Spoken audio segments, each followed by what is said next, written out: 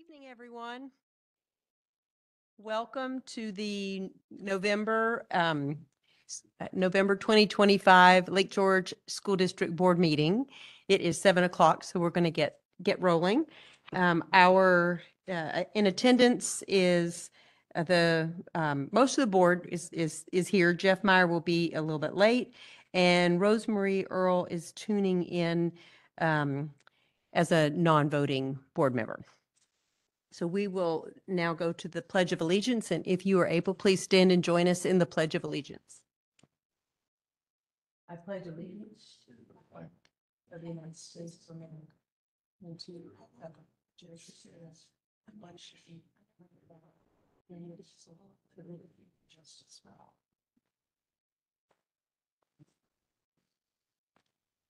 Our first presentation this evening, a report this evening is regarding the Saga City Sister School. And we have John Luthringer, Millie Coe, and Fran Kokoza to give that presentation. Yes, thank you, Katie. We're really excited to have a presentation today, and I want to take a moment to introduce Millie Coe, who is the co-founder of the Saga City program that's been in existence for a number of decades, and also the exchange coordinator. So Millie has a ton of knowledge and history of this program.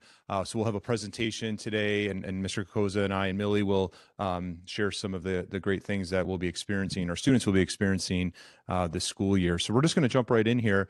Millie also shared some things with all of you as well that you have in front of you in regards to the history of the program and program components, but we'll talk a little bit about them in the presentation here. So we're going to jump right in, all right? So I've given a few slides to Millie, so do you want to, you've got a mic? Well, konbanwa, good evening. Thank you so much for having me today. So I have to bow to you, because bowing is, I'm sure whenever you have a students next March, they bow a lot. We bow a lot. So, which is just showing our respect, each other, even among the friends, we just nodding the heads or acknowledging. So that's a great, to me, it's a good culture. And good habits. So we really gonna share some of our wonderful culture from Japan, and you're gonna share your wonderful cultures and plays and beautiful schools to the Japanese visitors. Just show off. That's one of the good things about the exchange. Exchange is really exchange. We're gonna exchange the ideas, cultures, habits, and everything. The beauty of the Lake George, beauty of your schools. Just, so proud of your schools. And luckily, our 3 children attended Lake George schools.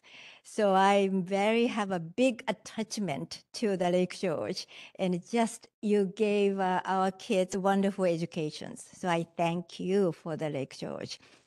So our program started in 1998, 37 years ago. How we started is the linkage was the balloon festival. The Saga City has a balloon festival, huge balloon festival. And then, of course, ours, Adirondack Balloon Festival. So that was the link to each cities. Actually, we are the one offered or proposed the sister city relationship.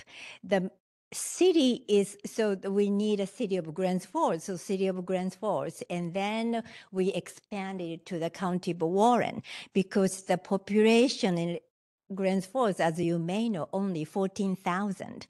And the Saga is now over 200,000.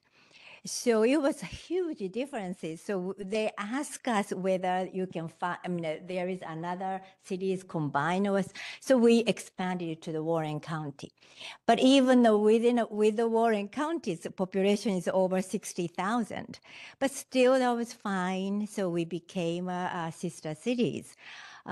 Since then, we are very, very active. Programs constantly every year, as you may see, our history, 37 years, except that during the COVID, we couldn't do anything. But besides that, other years, we did, of course, in the junior high and then high school students programs, and then SUNY Adirondack college programs, balloon festival. We had a 14 balloon team came over during the 37 years, and we sent 5 balloon teams to Saga. And then, of course, government officials, mayors and city officials and councilmen and supervisors, they all came. Came to celebrate some 10th anniversary or 15th anniversary. And just recently, 2023, Mayor of Saga and his 20 delegations came over to celebrate our 35th anniversary. So that's what we do. And so over the 37 years, so many people came here, and then we visited Saga. Our mayors, our supervisors also visited Saga cities as well. So we started the students programs 1990, junior high and in high school. Lake George participated first time 1998. And then 1999, we sent the students to Saga. I always one of the chaperones, and then of course translator. I've been living this place since 1978. So this is my 47th year. And of course, as you can imagine, not many people like us living around this area. So their elementary school teachers asked me to come to the classroom to teach some Japanese cultures. They are so kind. They are so interested. They are so curious. We're going to visit the elementary school when the students comes here next March. The little ones are so curious. Oh my God, they are so cute. And then their funniest question is, Mrs. Ko, Toyota is, no, Japan has a Toyota. And that's one of the questions. Yes, Toyota came from Japan. So I was like, they have so many curiosities but cute, but they can have a good answers from the students and from me or from anybody else. But that's we really want to cultivate their curiosity, their interest. The sister cities, now we have only Japan, but I always ask or encourage the students and whoever involved with these programs. This is the wonderful opportunity to open up their eyes, not only to Japan, to other places. We have so many other peoples we like to know. So this is just one opportunity, but you will see the Japanese, young Japanese students are so curious about the US because United States, because when I was living in Japan, United States is just like huge country, but they have everything. That's what I had an image. And when I came to United States first time when I was college, 1976, that year, 150th anniversary of the country. So I saw so many things and so many celebrations and just the wonderful countries I felt. And people are so kind, welcoming, with open arms. And that's what a host family does here too. Whenever Saga students come here, they just welcome them with open arms. And then just come. It's just so wonderful feeling they got. So friendly. And then they are teaching Japanese students and so many things. So they're gonna stay here only 1 week, but they get the huge impact. They never ever forget. And that memories, experience stay with them forever. So that's the part of our programs. Millie, can you talk a little bit about the relationship that we have that's established here between the two schools? So the two schools, we have a sister schools. This is the agreements we did in 1998. That time's principal was Mr. Eagle, and so he signed both agreements. The junior high's sister school is Jonan Junior High School. So when we're gonna go to Japan, Saga City next summer, not next summer, 2027, we're gonna visit the Jonan Junior High with the junior high students. And then high school is a Ryukoku High School. That's also our sister school. So we're gonna visit that high school with the students.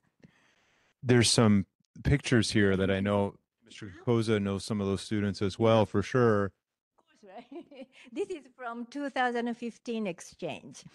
So the right side and the bottom is a junior high school students wearing a kimono, yukata, the Japanese one. When we visited, they all got their kimono for each students and chaperones.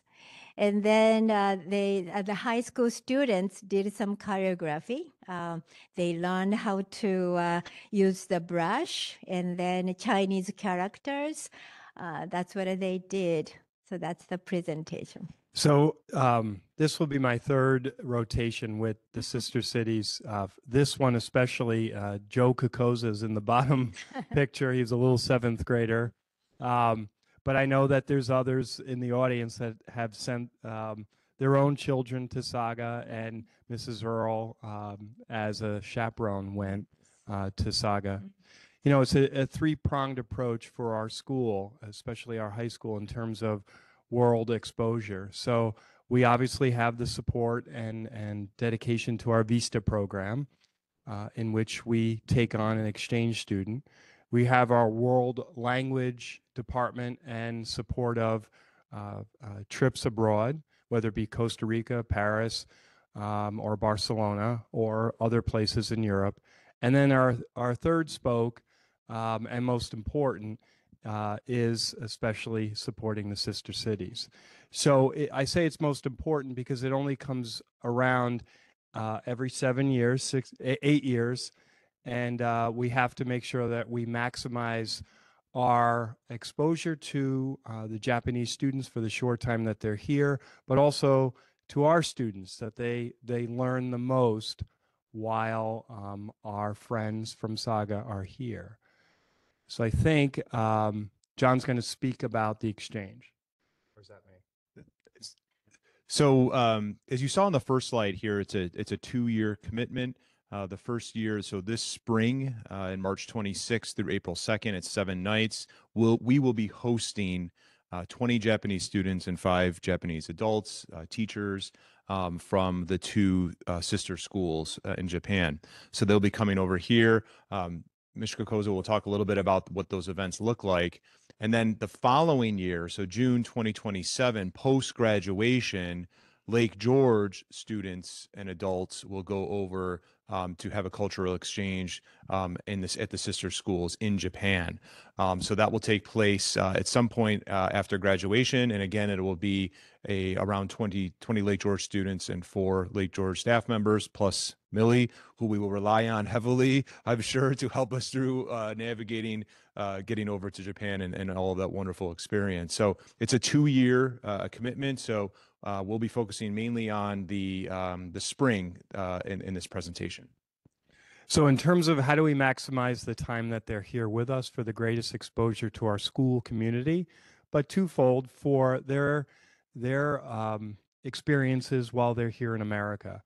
So Millie will say it. She loves working with us, not only because of being home, calling home Lake George, but also the events that we plan for the visit. We have a lot of fun. Mr. Conway and the elementary staff are so supportive of welcoming our visitors as well. So it starts the evening that they arrive, pairing up our host families with their Saga counterparts.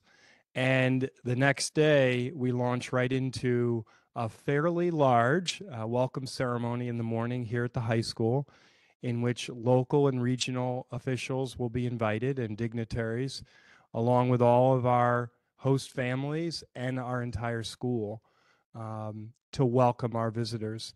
That evening, the Sister Cities organization will plan a reception right at the Marriott. The Marriott has been gracious in terms of working with Millie to have a memorable event. That will be invitation to select folks along with our host families and host students. They'll have the weekend to kind of recoup from traveling all the way from Japan, but also the welcome on the 27th.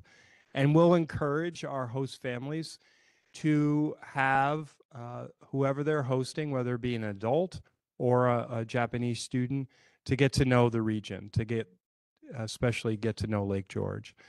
Then the following week, we'll have various events on the Monday and Tuesday between the two schools, along with traveling outside of our school community. I know that Millie has a few events that she has planned in Glens Falls and the greater Glens Falls region. But we also here will be gracious hosts between the elementary school and the high school in welcoming our visitors through various events and getting them in front of our students, and also them experiencing our classes and our classrooms here at the high school. April 1st, we will have a bitter farewell assembly. We do it in great style, right, Millie? We have some fun. And then there'll be a dinner, a more informal dinner for the host families that evening here on campus. And then they leave us the next morning. So one of the primary responsibilities for the school district is to identify host families for that week that our families are here from Japan. So we will be tomorrow. An informational flyer will be sent out to all families. You can see it right there. We will be hosting, Fran and hopefully Millie and I will be hosting a virtual information session on December 2nd. At 6 p.m. So for interested families, there'll be a virtual link sent out, and we'll be hosting them virtually to give some families an opportunity to connect with us, learn about the program, but also hopefully to garner interest. So this is something we'll be sharing widely and in search of host families for that 1 week in March. So we're excited about that opportunity, and for that, as board members, what we want to share with folks, if you're approached, if a family is not comfortable hosting a student, they certainly can host a Japanese adult. So the adult chaperones that come over will need host families as well. So if that's perhaps somebody's cup of tea because they have an older house, maybe hosting an adult is something that they could support this program with. And likewise, we'll be looking for host families for our students. Our hope is to have enough host families to have everyone in unique households. So that's what this is geared towards, is to get information and some buzz out for folks to be able to host either an adult or a Japanese student. And we try to say it's how many nights, Millie? 7 nights. 7 nights. You can do anything for 7 nights, but especially host Fun. a lot of fun, host an international guest. It's really always surprises me. Well, I've been doing it 37 years, but always they cry when they say goodbye.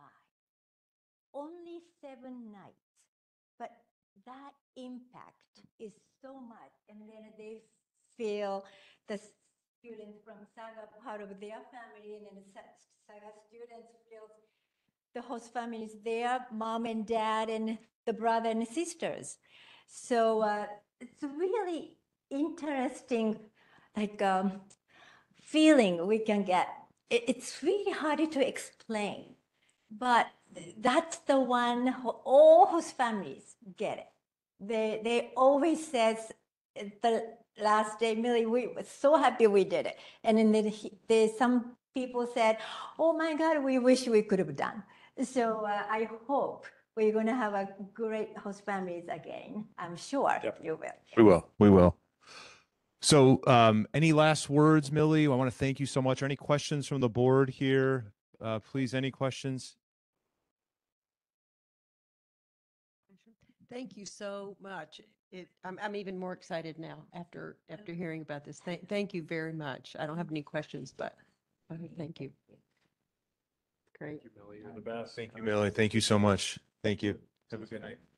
Yes, we'll be in touch. The next item on the agenda is the secondary update with Mr. Frank Kokoza, our secondary principal. Okay. So on additionally to what Millie presented about the sister cities and Saga, we want to make sure that we're getting that word out.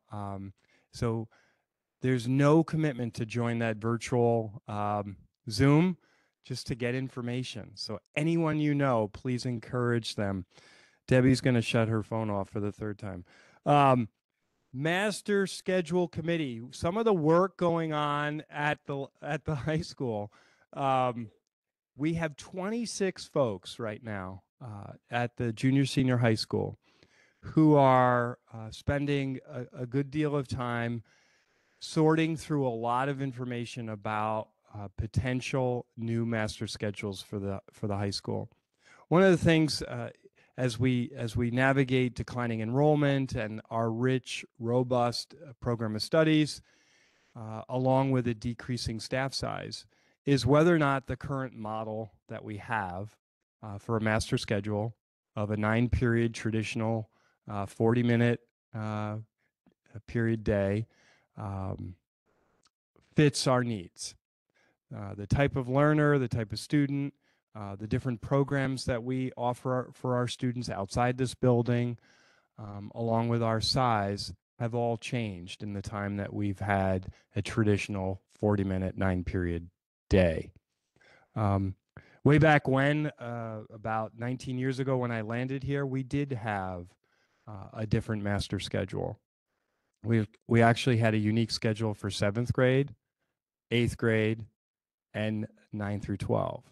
And we were a much larger building then.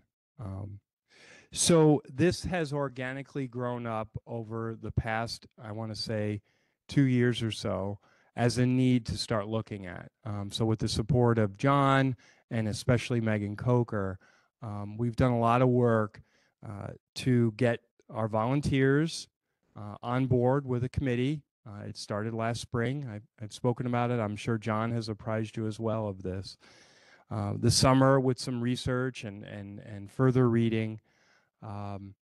And now where I am tonight to present to you is that we're about to hit the pavement with looking at tangible examples of what master schedules our school could start to look at and perhaps adopt.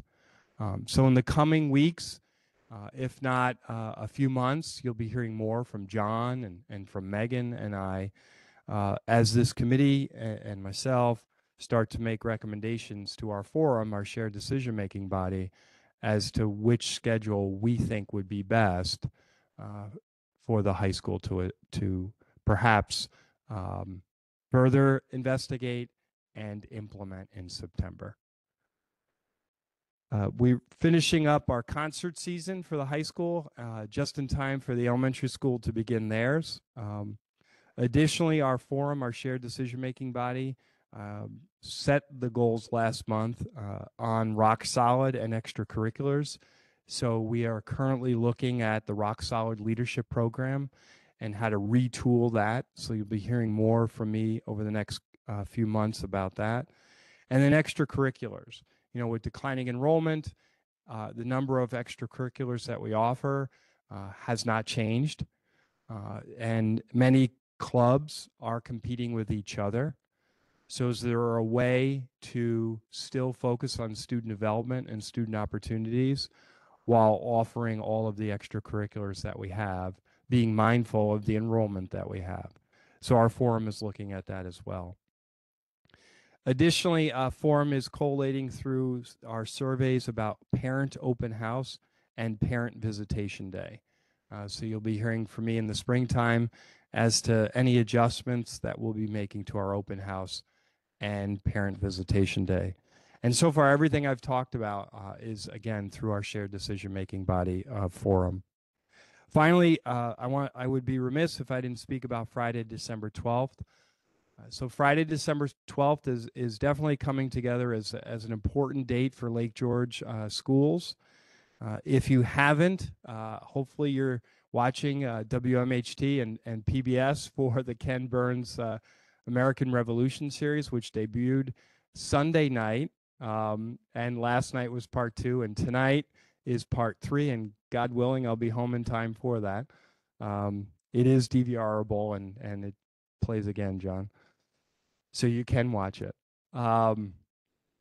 But a prominent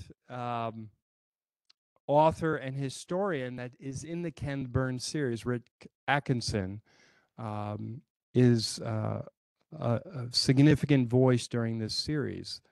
And again, this series is playing worldwide right now. So Rick is coming here December 12th.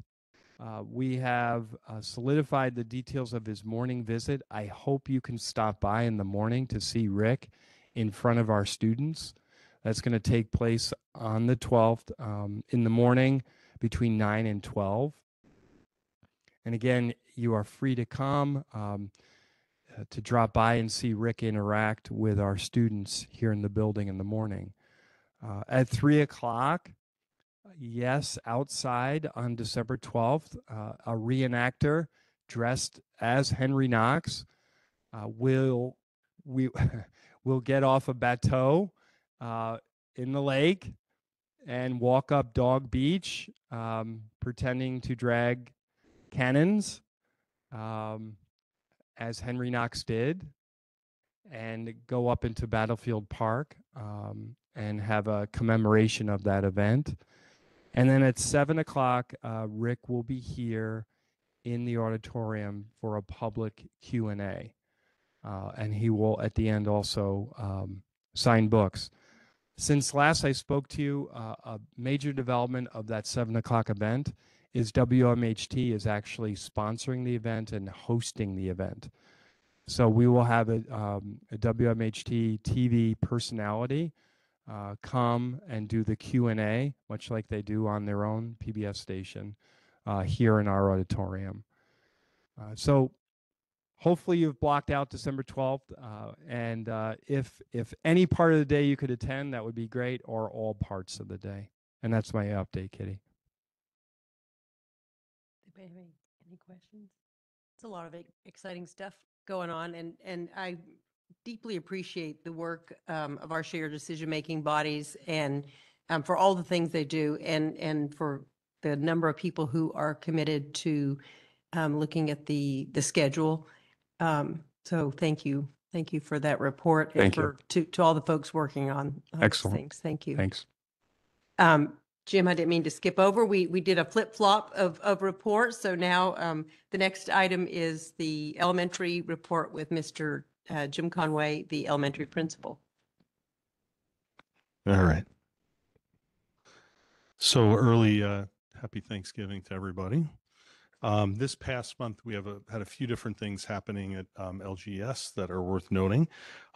We celebrated our own election day. We do it pumpkin style with our pumpkin decorating, and our 5th and 6th grade students were very much involved in that. And Bridget Crossman does a tremendous job. You two probably remember that. They're not paying attention to me, but that's okay. You were reminiscing. See that? Yeah. How did your pumpkin do? Do you remember? Not well. But it does teach the kids about elections and voting, and it's a fun way to do it. Recently, we had a number of students participate in the All-County Chorus event under the guidance of Mr. Sokoloff. Music is alive and well, and we're excited. As Fran mentioned, the concert season, December 11th, is the elementary school concert in the high school auditorium. The Veterans Day event. So we didn't have the flyover. The government didn't open up in time. They were close, but we still had Spirit Day, Red, White, and Blue Day. We taught the students the meaning behind Veterans Day and recognized our super vet, Mr. Denton, who served in the Air Force. So a lot of song and music, as with all of our celebrations at school. Tremendous amount of curriculum work that has been going on in the district, and Megan Coker has done an amazing job. The work that she does is critical to our district, overseeing work that I'll mention with both science and social studies recently. Also, a lot of credit to Ashley Gershon and Sarah Olson at the junior senior high, because a lot of this work is a collaboration between the two buildings in science and social studies, certainly at the 6-8 level. Very well planned. Our staff did a tremendous job really digging deep into analyzing materials, programs, supports, looking at standards. How are we meeting the needs of our students? How can we do a better job, right? We never stop. We're not resting on our laurels. And that cycle that Megan has put together, that renewal cycle, is really working. So great things happening there. Science and social studies, I won't go real deep into it, but just be aware of it's happening.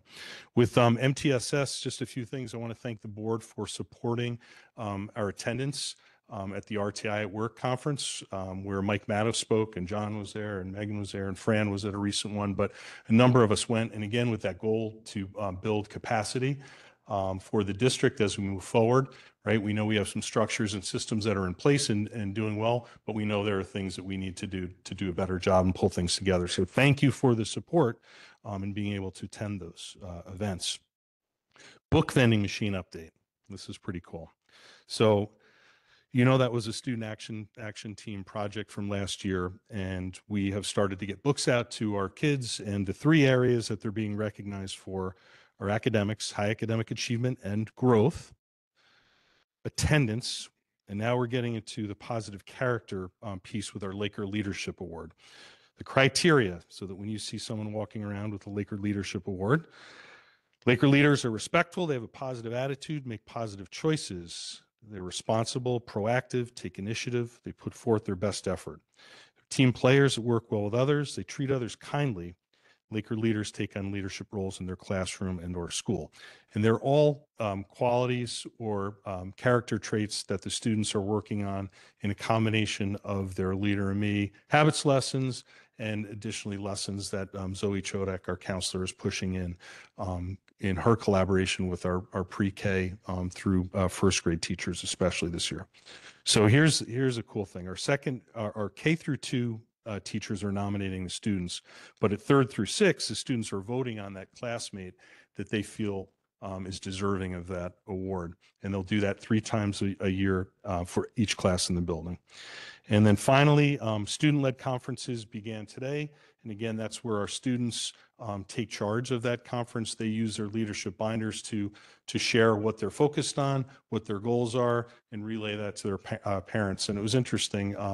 2 new parents today commented on how great that was. Like they had never been a part of something like that, and they were just really, really impressed. So I'm proud of our students with that, and we shoot for 100% of our parents' participation, and our parents get there. It's really amazing. It's really close, if not 100%. It's something that we're making up as soon as we can. So that is the elementary school report. Anybody have any questions? Yeah. Oh, I just never get enough of the student-led conferences. And, it's interesting because I talk to my nieces and nephews who have my grandnieces and nephews, and they were just talking about their conference cycles. And I was like, oh, how did conferences go? Did my grandniece or grandnephew, did they go to?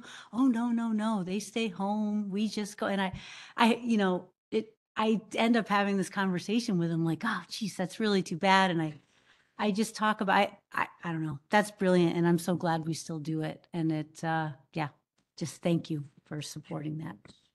I think it's a good example of the opportunities we give our children to grow. You were talking about growth mode, the opportunities for growth for our staff and administrators at the board. It's a goal that we always have to be in growth mode, so all the way from pre-K to the board, the whole district. And, when we get these reports of how well we're doing in particular areas, that's great news, but that's not where we stay. We're always thinking about growth. So thank you for sharing that tonight and reminding us that's our mindset. So thank you.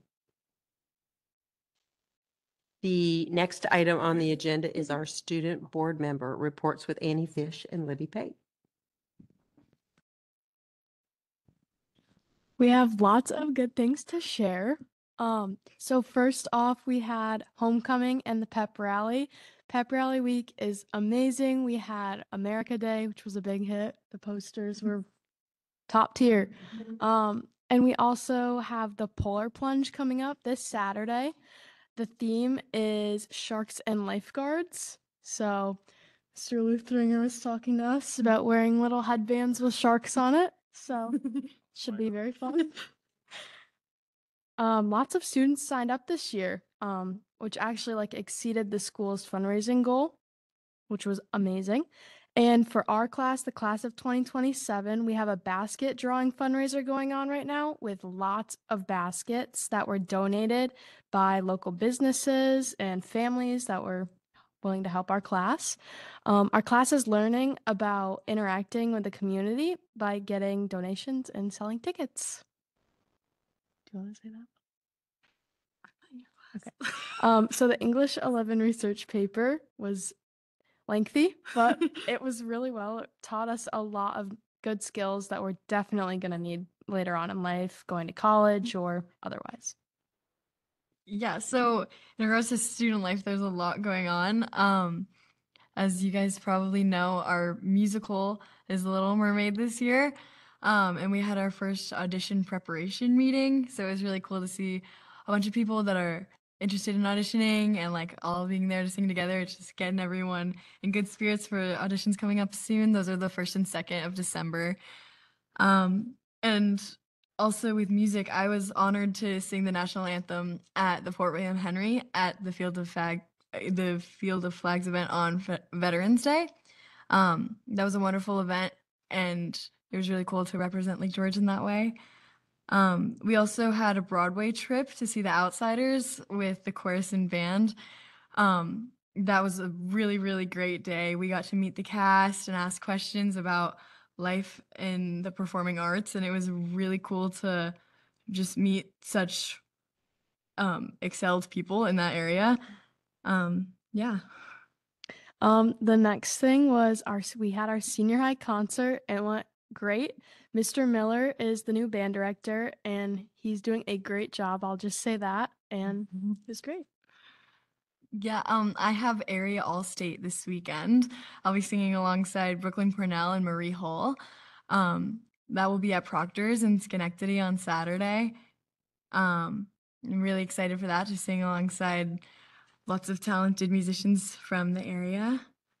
Another chorus event coming up is we're singing with the Glens Falls Symphony and Queensbury High School on December 7th at Hudson Falls High School.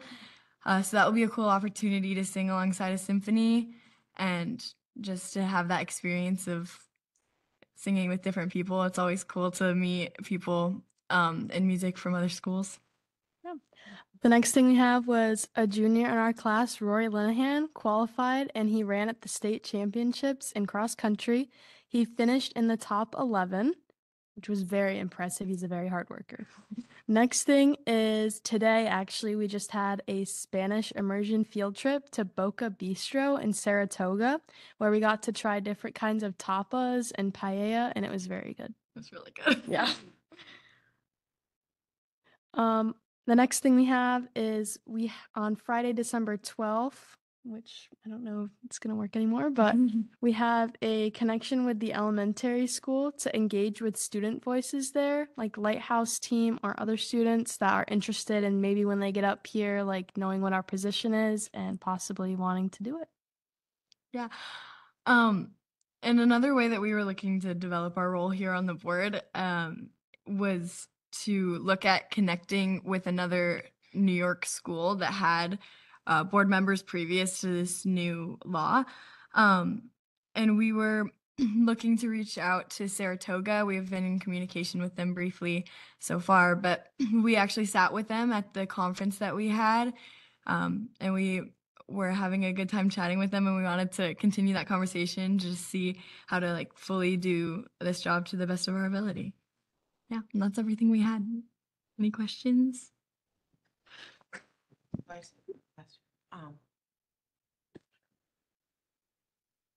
thank you for sharing all that, like happy, positive experiences that you have through school. It's a lot, and it's really nice to hear it all.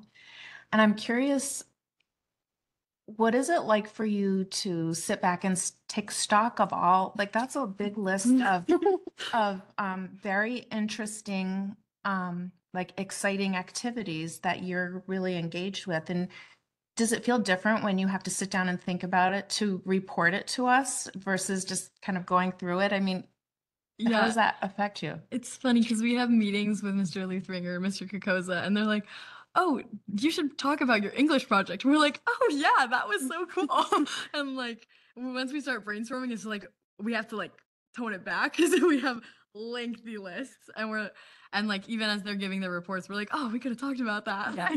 Like there's so many things we're involved with, and it's definitely like a positive experience to write it all out too. It's like Mhm. fills me with a little bit of gratitude Mhm. of being here. Nice. I'm glad that you're looking to connect with other students in other schools. And I'm curious, I wasn't able to go to the NYSBA convention, but was there, just with the new law, were there topics on the student board members that, I know you two weren't there, but I'm just curious about from the rest of the group, were there topics on student? Not board? as much as I had hoped. And when we had the opportunity to do a survey, that was something that when they say, what would you like to see next year? And that was something that I put down because there wasn't as much as I had hoped. I think there was one program that I was interested in, but I had a conflict and couldn't do it. I don't know what. I think there was one breakout session for student board members, but Mhm. there was a conflict for a lot of us. Yeah. Yeah, there was one that I attended that was titled something about student-centered, and I thought it was going to be focusing on the role of a student board member or something like that, but it was in a totally different direction, so, yeah. Yeah, I I was was just surprised curious that because that it's was- new, you know? Yeah. Yeah, yeah. Well, and when I was saying to Mr. Conway about people being in growth mode, and I appreciate that y'all are reaching out to a local, a neighboring school to have that opportunity to learn from them. And thank you to Janine. I know you guys have been working closely together, and she'll be part of that as well. So that's exciting. And I agree, Mary, it's very uplifting to have you here and share the positive things. And of course, we take it all, the good and the not so good. So, but tonight is lots of good stuff, and we appreciate it. The next item on the agenda was there anybody else? Sorry. Is the superintendent's report with Mr. John Luthringer, our superintendent. Thank you, Katie. I am looking forward to the Polar Plunge on Saturday. I will be diving in, maybe not as ferociously as I did last year, but I will be wearing a shark themed outfit and looking forward to participating alongside our students and our teachers and staff. It's gonna be a great cold morning, but I will also echo and thank, there's been a lot of fundraising for it. It's a great cause, Special Olympics, of course. We've exceeded our goal, and I want to thank the board as well for participating in the members of the board participating in the PTSO Bocce Challenge event. I didn't know you had medals. That's exciting. So it's pretty neat. Yeah, and bad news bears, somehow we came in second. I think it was our outfits. Well, Yeah. we appreciate your involvement in helping raise money that raised a lot of money as well for Special Olympics. Today is also School-Related Professionals Recognition Day. School-related professionals are really the backbone of our school. They're critical to our success. They help ensure that our school runs successfully every single day. We have members of our school-related professionals are here, Debbie, Carol, and Diane. So we just want to thank them for everything they do, and really thank our transportation folks, our teachers, teacher aide, teaching assistants, food service, custodians, cleaners, building and grounds department, our nurses, our office staff, our administrative assistants. There's just so many people that contribute every single day to the work that needs to happen. And without them, our school certainly couldn't run the way it does. So I just want to thank them for their service. So thank you. I just have a couple other quick items here. Our transportation facility had some exciting developments this week with the what's called the subgrade of pavement. So you'll see if you've driven by there the last couple of days, it's hard to get into the site because they're actually doing the first level of paving blacktop all the way up to the site and around. So that's going on this week. Light poles are going in, a ton of preparation for preparing for winter. So the goal is really to get that building enclosed so then the work can continue inside. We're still on track. We are very excited. We have regular meetings with our construction managers and our architects, as I've shared, and I'll continue to share updates with the board. We do have, as part of that, as you'll remember, the building condition survey results are coming rapidly. So early to mid-December, Tetra Tech will be sharing that with Bonnie and I, and we'll be having some discussions with the administrative team along the outcome of the survey. Then there'll be a presentation at the Building and Grounds Committee in January, and then at the full board as well in regards to the results of that survey. From there, we'll be working collaboratively with the district and the Building and Grounds Committee and others on a vision, a capital project vision for some of the things that need to be addressed in our school. So we're excited about that, and we look forward to learning more as we get going here. I just want to also mention briefly to the board that we've been working diligently. There's been we've talked a lot about committees and shared decision-making processes, which is really, again, so central here to the work we do in Lake George. But we're getting closer to finalizing what's called the STEPS plan. So I've talked about this before. This is replacing the APPR, the teacher evaluation system. And there's been a subcommittee of LGA members and Megan and I who've been working for almost a year on this behind the scenes. We were able to bring that to all faculty and staff, really all faculty, a couple weeks ago. We presented out, so it was a collaborative presentation. We shared really everything that we could at this point, but there's a couple pieces that we need teacher feedback. So it allowed us to share out and then do a survey for all faculty members to share their opinion and thoughts on a couple areas where the committee just said, hey, we need a little more feedback. And instead of us kind of making those decisions, let's get some teacher buy-in. So I just want to thank our LGA members for helping support that. We have a meeting with State Education Department on December 4th, where we're going to be going over the plan. It still is required to be approved by the State Education Department. And then once we get going on that, we'll have a little bit more of a formal presentation to the board about the ins and outs of the new teacher evaluation system. And lastly, I just want to mention here, and you'll see there's two resolutions regarding staff members in the board agenda tonight. And I just want to it's a good opportunity to just remind everyone about the processes that occur in our district that are very thoughtful processes. As we've talked a lot about with declining enrollment, we've done a lot over the years to address positions through attrition, but there's also a lot of discussions about positions that we need to be thoughtful about to ensure programming continues. We're very proud of our robust programming, and it gets a little more challenging as we get smaller, but that's our goal every single day, is to continue to provide strong programming for our students. So we have two positions I just wanted to kind of comment on briefly here. And one of them, I see Bill out there. Bill Brown, you're recommending to the board to approve Bill's resignation because Bill is moving on to an administrative role in Salem. So we're proud of Bill. We're excited for Bill, and we're happy to that he's going to go on and pursue something that is of interest to him. But a loss for us is certainly their gain. But his position in kind of the same conversation here is an important one. Bill teaches chemistry, critical position here.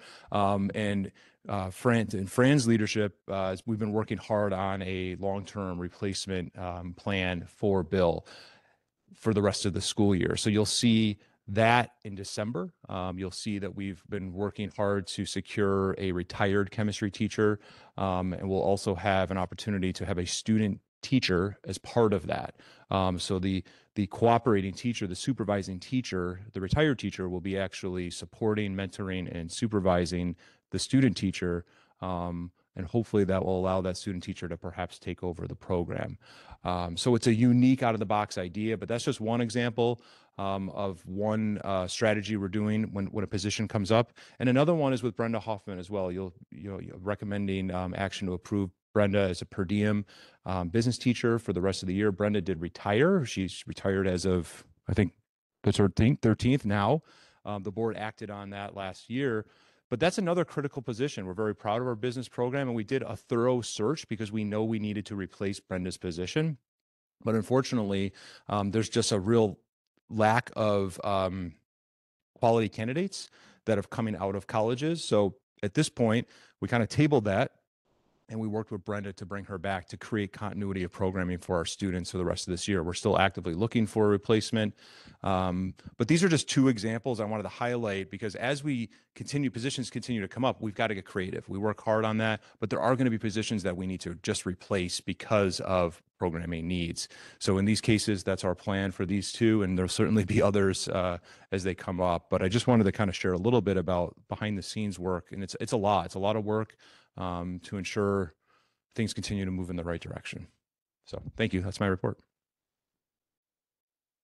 Thank you for prioritizing programming and for being creative in doing that. Thank you. Does anybody have any questions? The next section is our policy reports. We have a few, committee reports. Thank you. Our next section is committee reports. We have a few committee reports this evening. And the first one of those is Audit and Finance Committee report. And Mario Fusillo is the chair of that committee and will give that report. Thanks, Katie. We reviewed the September Treasurer's Report and the Claim Auditor's Report. Receipts were notably high as the school tax collection was in effect with, we collected about 49% of the tax levy, which totaled just under $11 million, $10,900,000. In addition, all tax pilot payments have been received. Pilot is payment in lieu of taxes that some businesses use. Those receipts are being deposited into investments funds that can yield a great return. While the claim auditor report was standard, Bonnie did talk about one warrant per month, typically at the end of the month, is now considerably higher. With the transportation project going on, there are regular monthly payments being made to the contractor, so that will go on for some time.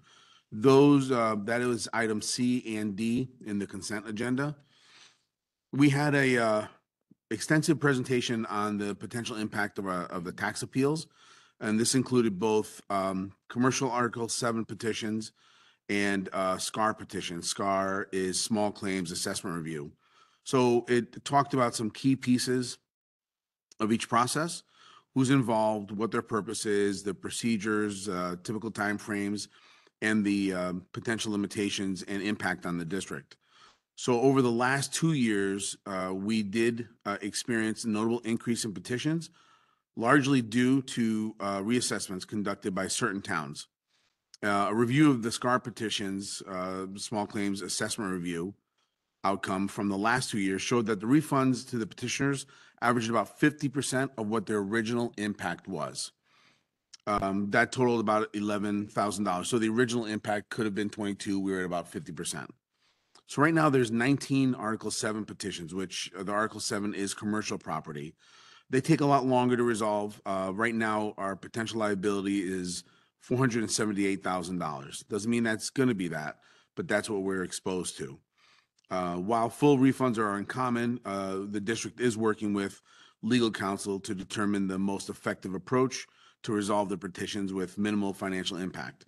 Looking at refunds, attorney's fees, and interest, the business department will adjust the tax reserve annually to make sure that we have enough coverage for that potential liability. We also reviewed the budget calendar for 26-27.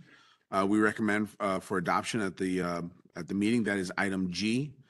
And then the last thing, which was a small thing, is our typical start time was 8:15 in the morning. As a committee, we decided to change it to 8 a.m. Just for the public to know as well. And that is all from the meeting. Does anybody have any questions? Thank you, Mario. Thank you. The next committee report is Building and Grounds Committee report. Janine Bieber is the chair of that committee and will give that report. All right. So our last Building and Grounds Committee meeting was on October 14th. It seems like so long ago now. especially with having our meeting a week later. If you got a chance to look at the minutes, you might have noticed that there is a link to a copy of a presentation that Bonnie Hart had put together for us for the meeting. And I highly encourage you to take a couple minutes to look through that presentation. Although I'll be going over the highlights, it gives you just some really good images of, having to do with the transportation facility and a lot of other work that's been going on. And as always, it's been done very well. So thanks, Bonnie, for doing that. We started with a review of the committee charter. There were no changes that were suggested. And so then we moved on to the buildings and grounds report. The meeting, as I recall, started really with celebrating the fact that the entire buildings and grounds team under Kevin's leadership basically has just been doing a fantastic job. There's very little turnover in the department. It seems to be a wonderfully hardworking team, and that really has contributed to really helping with doing a lot more work in-house in terms of projects that we have. And so let's see. In fact, the projects that were completed were listed, maintenance of grounds and athletic fields, actually with the assistance of a new turf tank field liner, which was very interesting. And much of the work continues to be performed internally by district staff, such even including the 7th grade cluster that's been redone, guidance room upgrades, univent replacements. And it's important for us to realize that this in-house staff provides significant cost savings, really being able to complete projects at a fraction of the price compared to using outside contractors. So we're very fortunate. With that said, again, this is the meeting is old hat now. The 7th grade cluster renovation at that time was nearing completion. Now it's just about there. Yeah. So, which is very exciting. Also, as the summer and fall projects wrap up, the department's preparing for upcoming the winter season, of course, focusing on snow removal and heating operations. Let's see here. Where am I going? Okay. So we then focused on our 2025-26 capital outlay.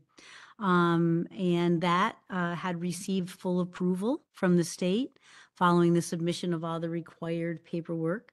And as you may recall, the project scope includes the reconstruction of the high school cupola. And the project was publicly bid, and the contract was awarded to the lowest responsible bidder. So additional funds remain within the project budget, which will allow for enhancements such as new lighting structure for the cupola, currently being designed by our district architecture firm. The construction is due to start in the spring and should be completed hopefully at the beginning of June. So exciting information in terms of the transportation facility project. We reviewed the scope, timeline, and the budget of that project. And if you remember, the milestone timeline developed by the construction manager identified a completion date of July 1st, 2026. And the project still remains on track to meet that goal, which is pretty incredible. Yeah. What's also nice too, we looked at the original referendum that was established for the budget for the project.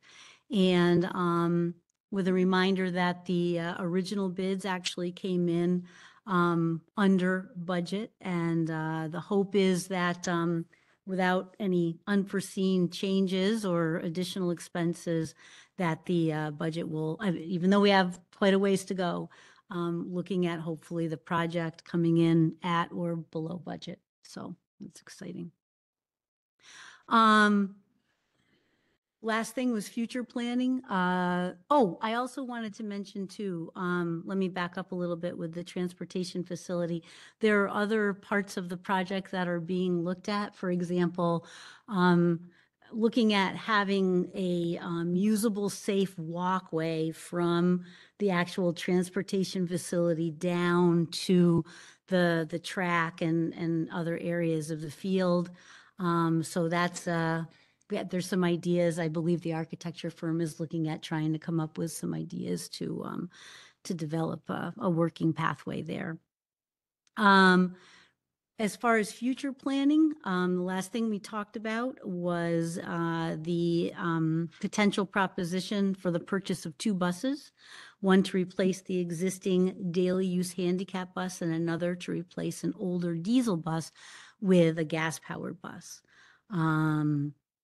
The propositions would align with the district's bus replacement plan that we have. And the final decisions will be made in collaboration with the administration and the transportation director during the upcoming budget season.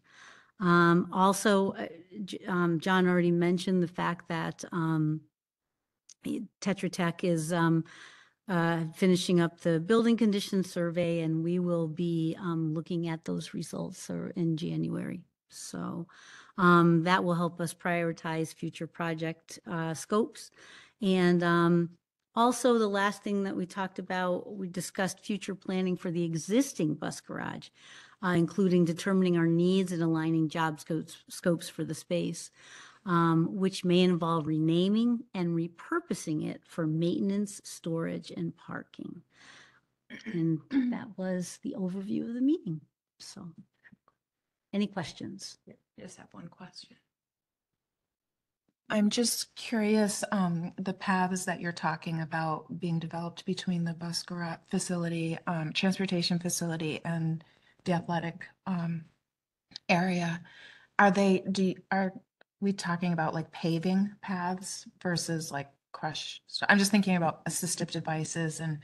Yeah, it's exactly what once we started to see the actual scope of the project come together, it became a need for us in regards to safely getting from a parking area down to the track and field areas. So we took a look at it. So yes, to answer your question, it would be some level of either concrete sidewalk or a paved path to allow for anybody who might have accessibility needs or just a walking path. We're still waiting on the design, but it's being worked on. That's great news. I know a lot of people who are attending these sporting events will be delighted to have access to those bathrooms, and how awesome that it's on time and on budget, even when surprises come up, not surprises, but some extra things that show themselves as the project goes on. So it's great. Thank you, Janine. Does anybody else have any questions? Okay. The next item on the agenda is public comments. Oh, I'm sorry. I'm sorry. I scrolled right past you. Yes. Policy Committee report. Marianne McKenzie is the chair of that committee. Thank you, Marianne. She'll give that report. Okay, so this evening, we have got 4 policies on the list for second read this evening. And I know that last month in October, there were 5 policies that were on first read that would have been moving to second read tonight. One of them was pulled off, and that is 5681 school safety plans.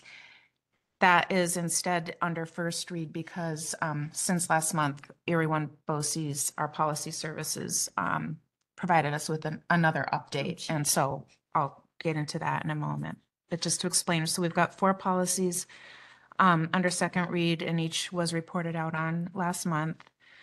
We've got 1 policy listed that was reviewed with no suggested changes. And we have 6 policies moving forward to first read this evening.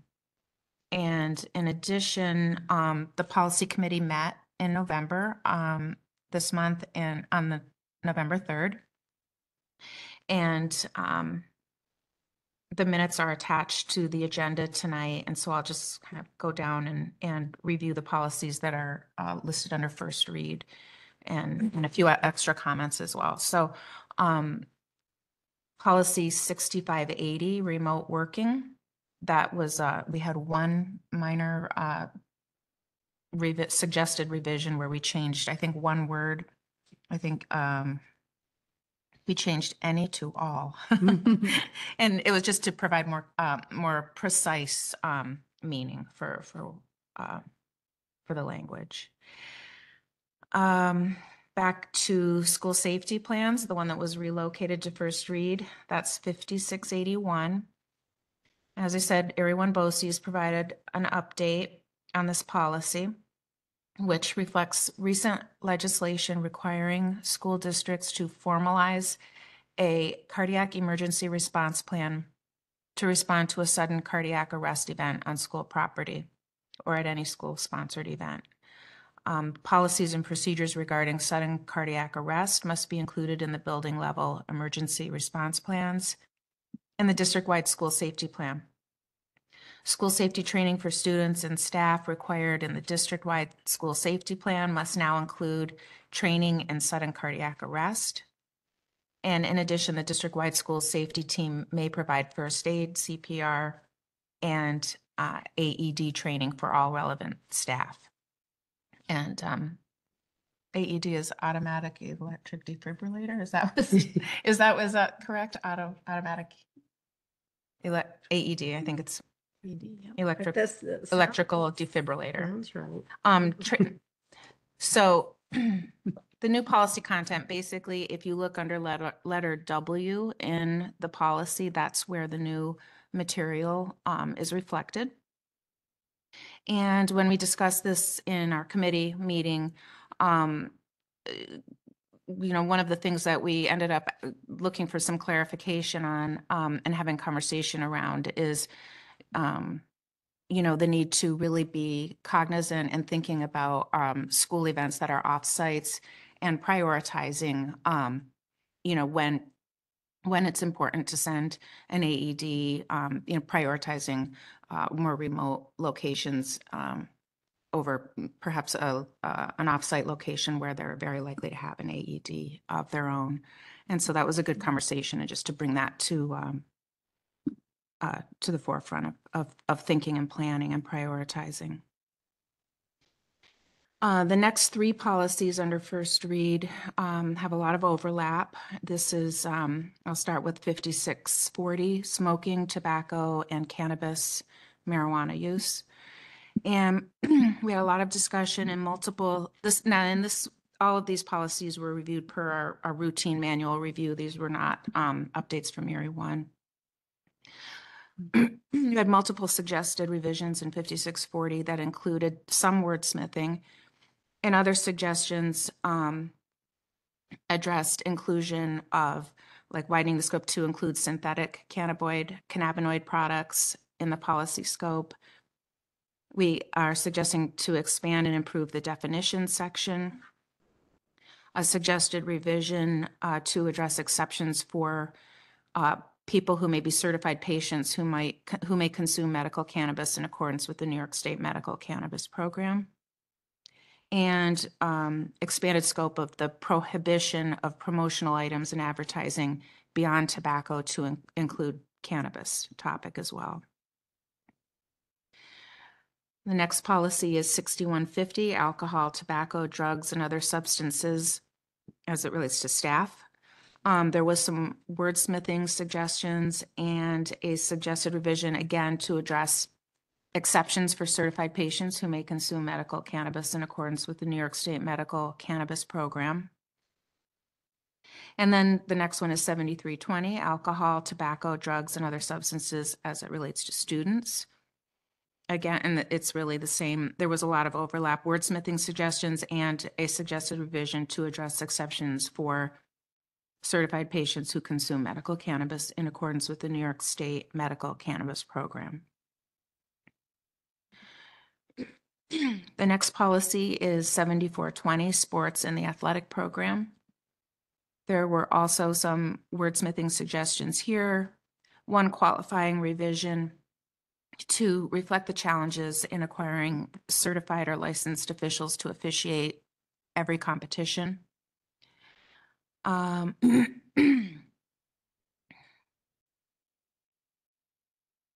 And we had general discussion around the topic of private donations in the context of Title IX obligations to provide equivalency of benefits, treatments, services, and opportunities between boys and girls programs.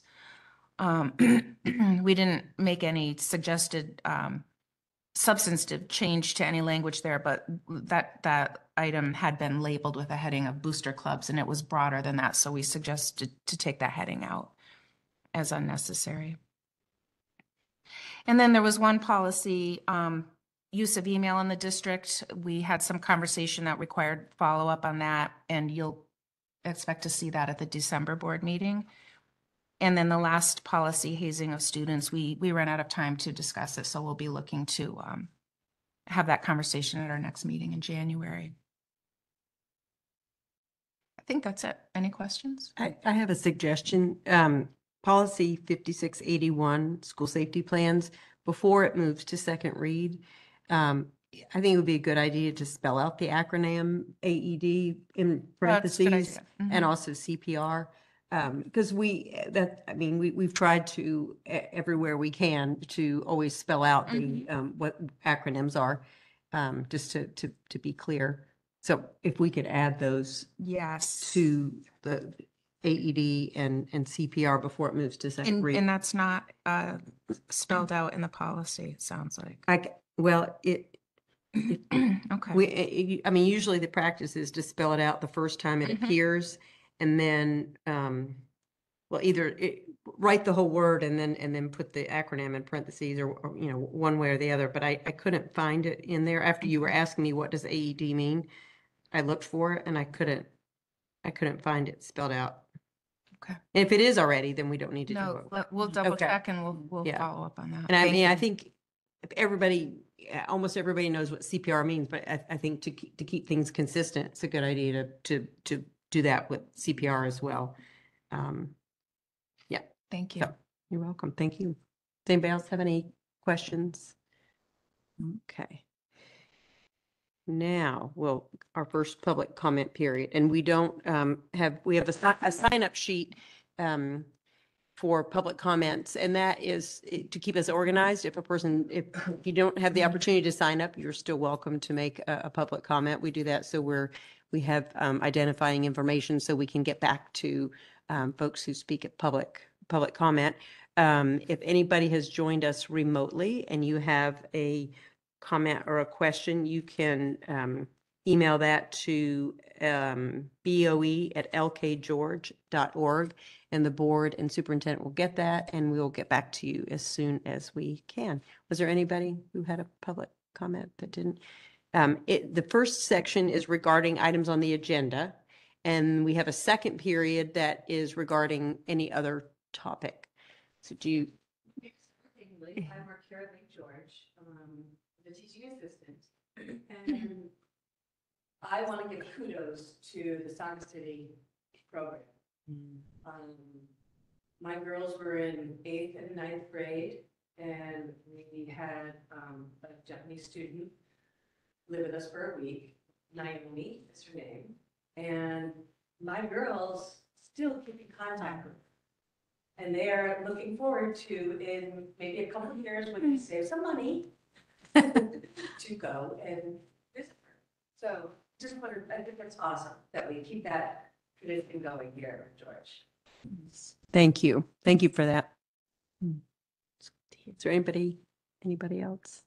Thank you. The next section is school business, and we have the school business consent agenda, and I'll turn that over to you, John. As recommended by the superintendent, be it resolved that the Board of Education of the Lake George Central School District hereby approves the school business consent agenda items A through J. In summary, item A is the minutes, board meeting minutes from October. Item B is the recommendation from the Committee on Special Education. Items C and D are in regards to the treasurer and claims auditor's report. Item E is the policies moving to second read. Item F is the annual winter season sanding agreement with the town of Lake George and the school district. Item G is the 2026-27 budget calendar. Item H is the corrective action plan in response to our independent auditor's report. Item I is the motion to take action on the sub-level merger of Fort Anne, merging with Warrensburg and Lake George for the boys sub-varsity wrestling team, which is modified only. And item J is the motion to approve the field trip request for the boys varsity hockey team to Salmon River, New York. Do we have a motion? So moved. Second. Do we have any questions? Any discussion? All in favor? Aye. Any opposed? Any abstaining? Motion carries. The next section is faculty staff recognitions, and item A is faculty staff resignation.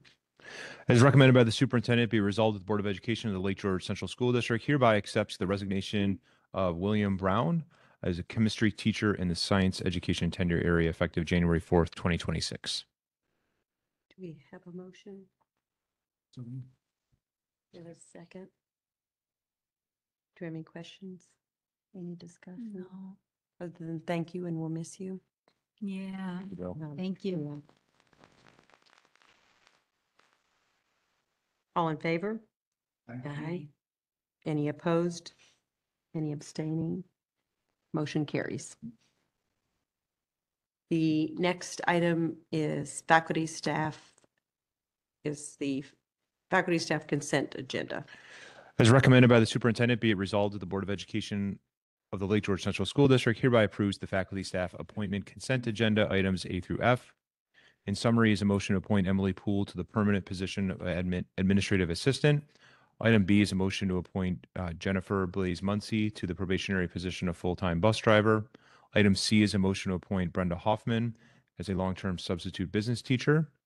Item D is a motion to amend the 25-26 coaches list and the 25-26 volunteer coaches list. Item E is a motion to amend the 25-26 curriculum list. And item F is a motion to amend the 25-26 extracurricular and co-curricular list. A motion?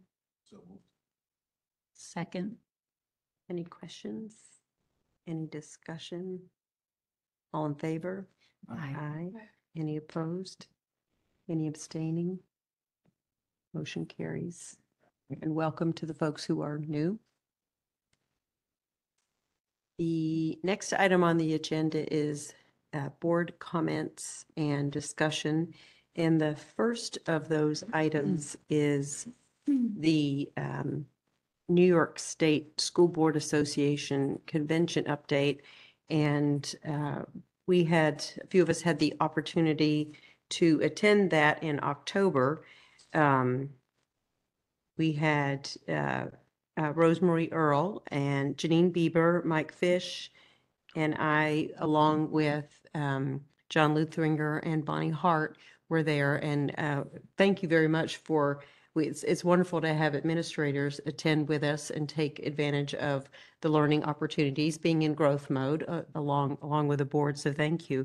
And we're going to, those of us who attended are going to take the opportunity to share some highlights that we had from that event. So I don't know, if you want to go first? Okay. Yeah. Is your mic on? Is your mic on, Mike?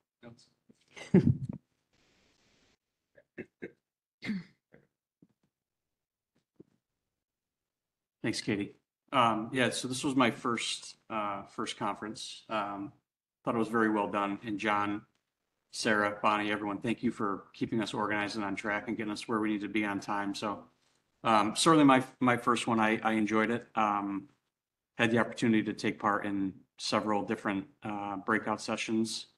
A couple, the ones that I joined, there was more than this, but the ones that ring a bell in my notes were the art of asking questions was a pretty intriguing one. The district goal setting, I think that's relevant for a board member. The ones that really caught my attention though was the AI.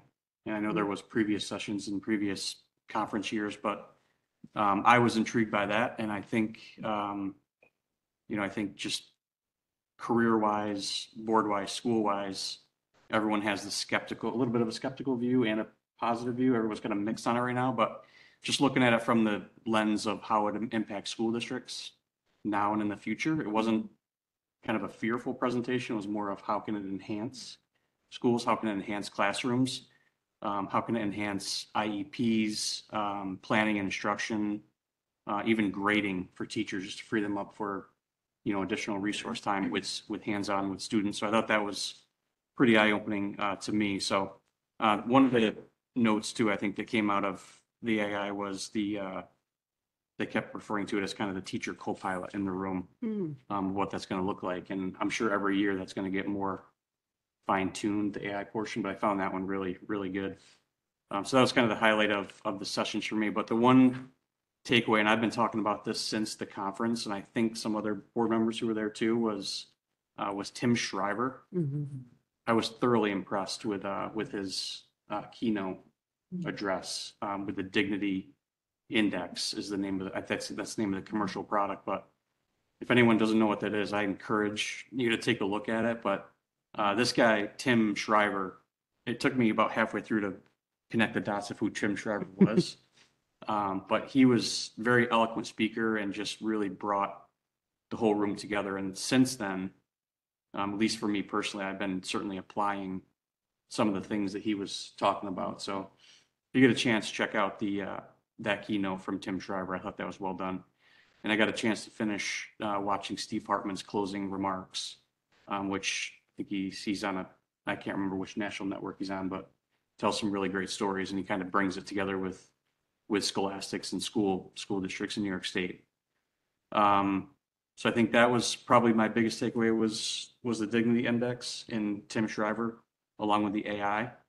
And I think just an observation too, I think just got a chance to meet the Tetra Tech folks, and I'm really impressed with that operation. I think with John too, your interaction and partnership with them, it goes a long way when you need something, when something's not going well, the new project, it's easy to kind of lean into that with the relationship you have. So that was pretty apparent to me. So thank you. And I appreciate it and looking forward to the next one. Nice. Thank you very much, Mike. Janine, do you have any thoughts you want to? Well, I certainly could piggyback on what you said, Mike, about the presentation with respect to the Dignity Index.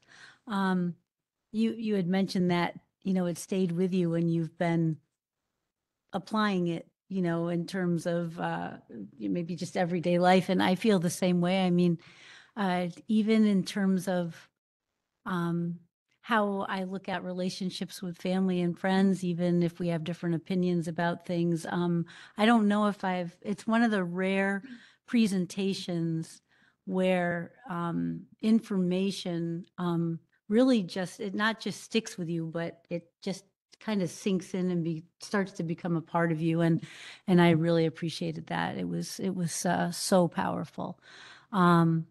Also, one of the workshops that I chose to go to was actually a workshop that had to do with continuing to support the platform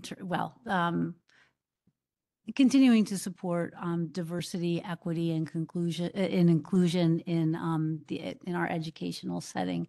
And I know in some respects, some people are just like, oh gosh, not those three words again. Like, it can cause a lot of friction, et cetera. But the woman who gave the presentation, actually, I believe she is the head of the Diversity, Equity, and Inclusion program, even though she says it's not really a program for New York State.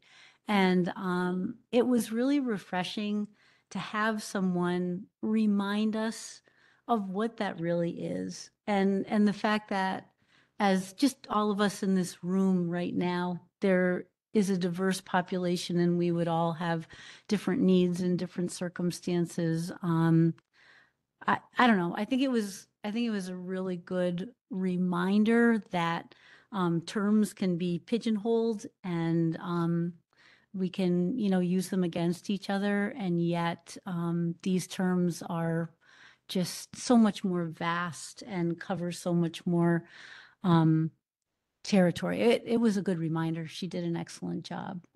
So yeah, that was one that stuck with me. So, mhm. Well, Sarah, I want to start with thanking you. It was seamless, checking in with our accommodations, our transportation, all the things that you do to get us ready. And while we're there, and we had everything in a folder, all nice and organized, and much appreciated. So thank you very much. And also for being on the computer at 8:08, 7:59 a.m. on the day it opens up, so that we have accommodations in the same spot where the conference is. That doesn't seem like a big deal, but it makes a big difference. So thank you for everything that you did to get us set up in that way. I had the opportunity to attend the law conference, and I have done that multiple years. And every time I go, and it was true this year, it's very helpful in the policy work that we do. And some of the topics were student free speech, special education, appointment tenure, and the educator evaluation piece was the topic, and Supreme Court updates. So that was really interesting and very helpful. I felt like there was overarching theme for the conference of dignity and kindness. And so I think that landed on me as well. And that was probably one of my, it felt like it was a really important piece, not only to the keynote, Tim Shriver, what Mike had expressed, and Janine as well. I was able to go to a breakout session, which was very specific to the Dignity Index. And so the dignity, yes. So, well, it's a scale 1 to 8, and it's different ways of communicating. With the highest level at 8 says each one of us is born with inherent worth, so that we treat everyone with dignity no matter what. That's when you're communicating at the highest level of dignity. And the number 1, they're not even human. It's our moral duty to destroy them before they destroy us. And then there's gradients all in between. And in the breakout session, we had an opportunity to practice the language, and we were given scenario, and groups would, okay, you're in charge of being at level 2, 5, and 7. It's something like, so we practiced the words and had to think about it. And I think, whether you were given the number 2 or the number 7, it was a really important exercise to think about.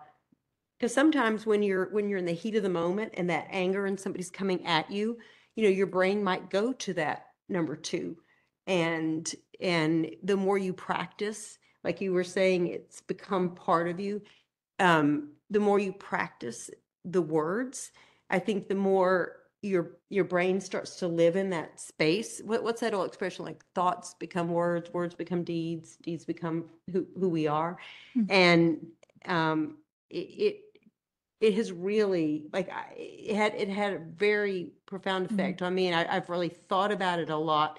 And I think we've worked hard through the years to treat each other and because we've had times in the district where there's been, there's been some controversy, there's been things, and we've tried to, I think, done a good job of embracing other opinions without people being other, because no one's other. We are each other. We're all, we're all one. And so that was just a really powerful message. I had written some Oh, I say with practice, it's more than words. It's a mindset and it's a way of thinking.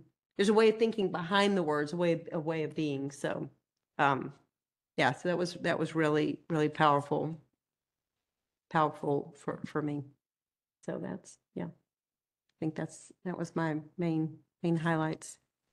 Oh, Katie, you mentioned with the law seminar, and they had talked about the the STEPS program replacing APPR, and I remember at some point, and I don't know if it was at the end of it, but somebody had mentioned, well, you probably should just like kind of put the brake. Remember that somebody said, oh, you should probably like not go like full Well, board. they said you don't have to do it for X number of years, so what's the hurry? Yeah, people were, and then, in talking with our own superintendent and looking at everything that our district has already committed to and is already done, it just reminds me of the fact that, the administration here always sets this district up as being a district that is a leader in, and that's very much appreciated.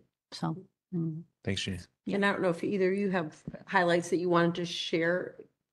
If not, if you didn't, No. So just to piggyback a little bit, it was a great experience as always. There's so much I value from attending. I think a lot of it is continuing building relationships. I think is a big part of it. Not only the learning sessions that you go to, but spending quality time as a governance team, I think is great. Mike, Mike's a new board member, and getting to spend time with Mike and all of you was I think really beneficial for all of us. But no, yeah, the law conference I think is great. I always get so much out of that, and I couldn't echo any better than what was said about Tim Schreiber's presentation. It was really outstanding. So that would be something. I'm glad you got some resources because I know the key. I didn't get to that session, but I know hopefully those are some things that we can share with the rest of the board as well. So I'll give you this tonight. So you yeah, can scan that, yeah, and it's good. It's a great opportunity to be with other districts as well. I think that's another, when you're at different events and different things at the learning sessions, it's nice to connect with other districts and do some networking. And I think relationships again come always into play at some point. When you need somebody, you can pick up the phone and call. So it was a great experience. So thank you. Similar to our student board members are going to be connecting with Saratoga. So be that event that you went to where you met them, and now you guys are a resource to each other. I think we've experienced that as well. There was one session I went to that was quite frightening as a parent, and most of us are parents in here, but it was given by 3 members of the U.S. Department of Justice and an FBI investigator about online predators and obviously targeting teenagers. In 2024, there was a 192% increase of targeting over 550,000 known victims.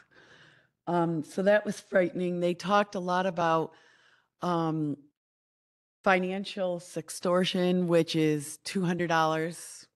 Take a picture, send it to me. Now you have an hour to send me $200. And if you don't, I'm going to send it out to the world.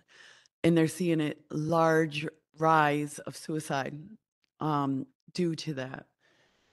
So they talked a lot about what to do.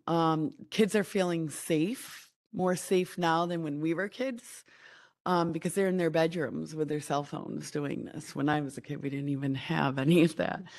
And they were saying, instead of saying, don't do it, just don't do it as a parent or an educator, you have to alert them to, if you do it, this is what you do. And finding people in the school that they could go to, because often our kids won't come to us as parents. Then they talked about, I never heard of it, another large increase they're seeing is sadistic exploitation, where I think it's this online Discord, something where they get in groups and it's their age group, and it's no longer an individual, it's a group of students. And they're saying, if you really care about us, you're going to cut live my screen name into certain body parts. So they're seeing a large rise in that area. And what we, the main thing is prevention, having the support system in place, but it's a definite real thing that's just on the rise. That's very concerning. Thank you. Does anybody have any other thing? Thank you, everybody, for sharing that. The next, There was the report is, thank you. The annual business meeting, report from Janine. Yep, so on October 16th, I was part of NISBA's annual business meeting to vote on resolutions put forth by NISBA. That evening, there were 350 delegates that took part in the annual business meeting. There were 37 total proposals, and 24 of the 37 proposals were adopted. Interestingly, I mean, I put feelers out for input, et cetera. The administration gave input on some of their thoughts with the resolutions. We had board members that put input in, and in taking that all into consideration, we actually exactly aligned with the outcome of the votes. I mean, I don't know if that's here nor there or whatever, but it was kind of interesting that that was the case. I just some highlights that in terms of a few of the resolutions. I noticed there were a few resolutions, especially that had to do with support for shared services. I think as school districts are all feeling the repercussions of declining enrollment, that's something that's being looked at more closely, and NISBA is certainly, or school districts are certainly paying attention to issues, and there were, I think, at least 2 resolutions that were supported in terms of increasing the opportunities for shared services.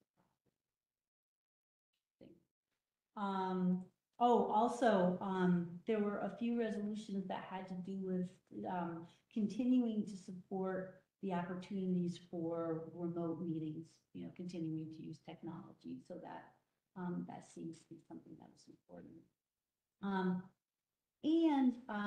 There were, I would say, 3 resolutions that had to do with charter schools, whether it was deciding whether to support the state financially supporting charter schools more, or well, I guess I should simplify it by saying the resolutions had to do with basically reducing the impact of charter schools on public schools in a variety of different areas. And that seemed to be a very important theme.